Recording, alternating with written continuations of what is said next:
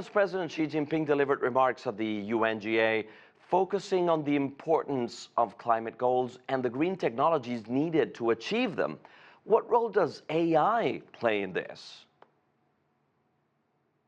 Well, thanks for having me, Diego. So AI plays a vitally important role here for two reasons. So the US approach to developing artificial intelligence is to build these enormous large language models that also use tremendous amounts of electricity as well. China's approach is to take what I call a frugal AI approach. So, for example, Alibaba recently released several new AI models that are not only open source, meaning that they're free to use, but also use much less electricity because they only activate 3 billion parameters out of a total of 30 billion available. So what this means is it uses less electricity, easier to deploy.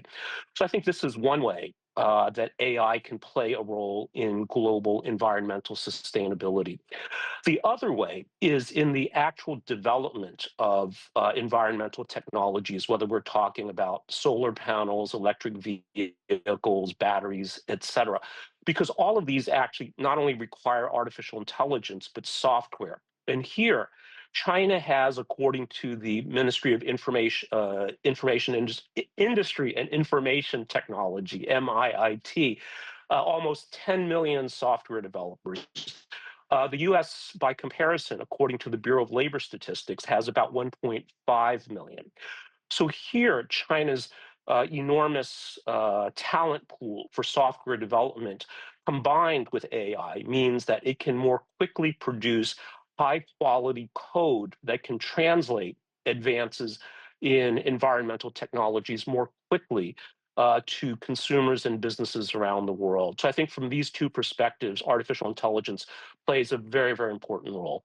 Andy, at the same time, there seem to be competing visions, right? Because China works with AI for development, and the West, or many actors in the West, leverage AI from a point of view of safety, ethics, and they're trying to advocate for that. How do these visions become compatible, or how do they cooperate? No, that's right, Diego. So I would say that the leaders in artificial intelligence in the United States are focusing on achieving what's called artificial general intelligence. So really pushing the technological frontiers, which includes safety and ethical artificial intelligence. Now, China is also doing this, but at the same time, it's really putting its emphasis on diffusion and implementation, so practical applications of artificial intelligence, whether this is in manufacturing, whether this is in healthcare, whether this is in financial services, logistics. So in a way, I see this as complementary, but China having a more visible impact all around the world, and in particular, as we hear this week at the UN General Assembly, the importance of making sure that artificial intelligence doesn't just benefit a few and is used for making a lot of money, but can be as broadly and equitably distributed as possible. And I think here, the Chinese vision, the Chinese strategy of open source, focusing on practical implementation, as well as, again, as what I call frugal AI, really is lifting all boats.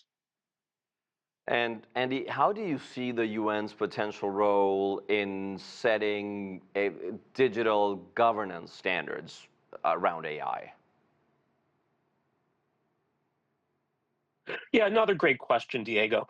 So, we hear a lot of criticism of the United Nations, especially from the developed countries.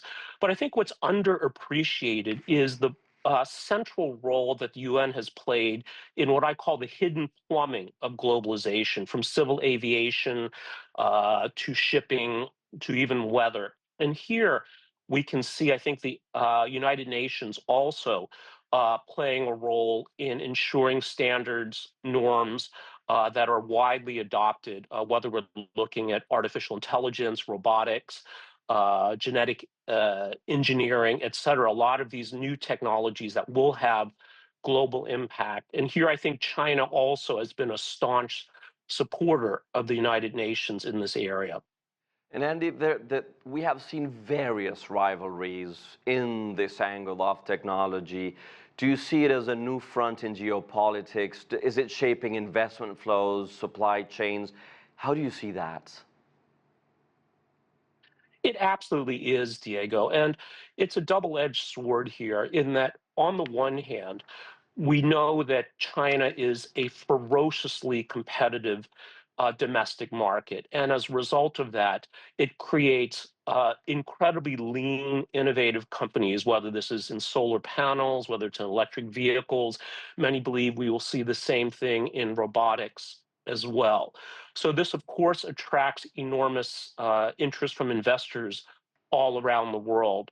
But I think it also creates some challenges as well, as investors in places like the United States have to make an assessment, what geographies to invest in when they see such globally competitive sectors in China. So certainly it presents a lot of opportunities, but I think it's also challenging a lot of fundamental assumptions about venture capital, about publicly listed companies all around the world.